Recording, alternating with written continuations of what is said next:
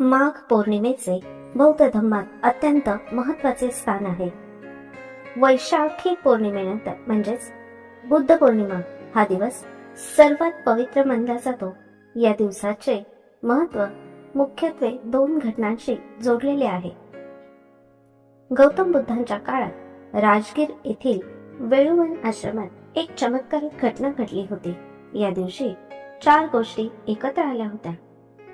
कोणतीही पूर्वसूचना किंवा निमंत्रण नसताना 1250 अर्हत भिक्खू बुद्धांना भेटण्यासाठी एकत्र जमले.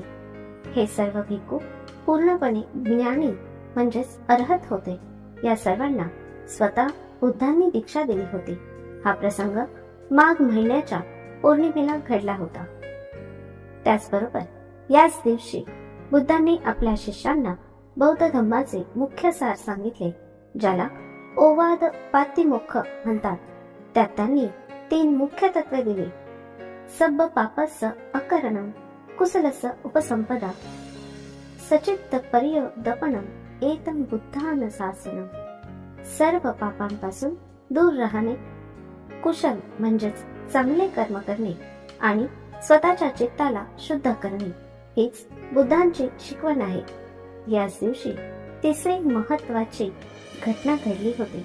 बुद्धांनी वयाच्या 80व्या वर्षी वैशाली येथे याच दिवशी घोषित केले होते की आजपासून ठीक 3 महिन्यांनी वैशाखी पौर्णिमेला ते देहत्याग म्हणजेच महापरिनिर्वाण करतील.